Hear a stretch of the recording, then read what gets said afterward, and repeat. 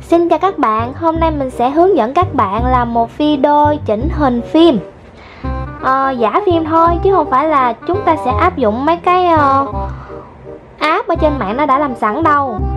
Đầu tiên thì chúng ta sẽ nhấn vào app PixArt này.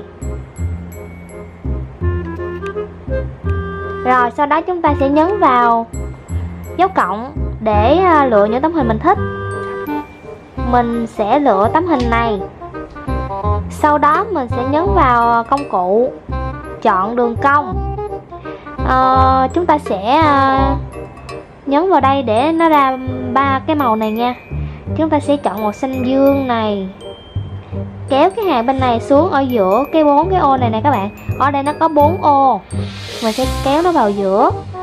Và ở đây mình sẽ kéo lên cho nó hơi cong lên như thế này.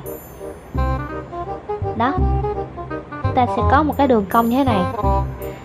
Chúng ta sẽ nhấn vào áp dụng và lưu tấm hình này lại. Chúng ta sẽ nhấn nút quay lại và chúng ta sẽ nhấn cái hình mũi tên quay lại này nè.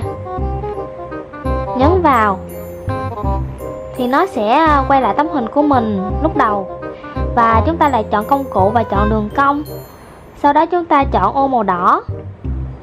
Bây giờ chúng ta làm y như cái ô màu xanh lúc nãy nha.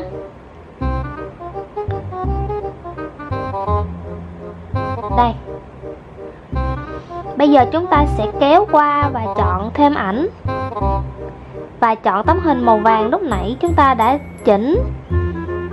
Và chúng ta sẽ áp nó lên tấm hình màu xanh này, kéo cho nó rộng ra. Chúng ta sẽ kéo cho tấm hình nó hơi tràn ra ngoài tí xíu như thế này nha các bạn.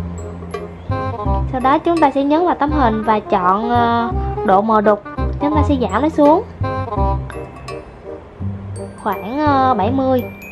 Đây, nó sẽ ra như thế này. Tấm hình nó sẽ có cái độ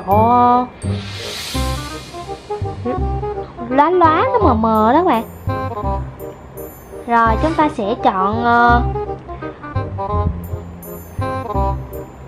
chọn lóe ống kính.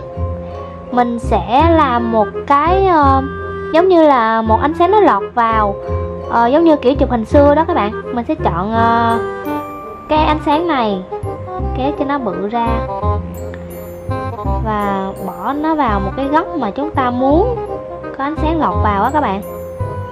Mình sẽ chọn góc này, tại vì góc này nó là ở ngoài trời nè. Nhấn là áp dụng vào.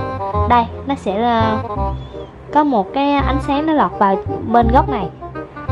Và sau đó mình sẽ lưu nó lại thôi. Vậy là đã xong rồi các bạn. Tạm biệt.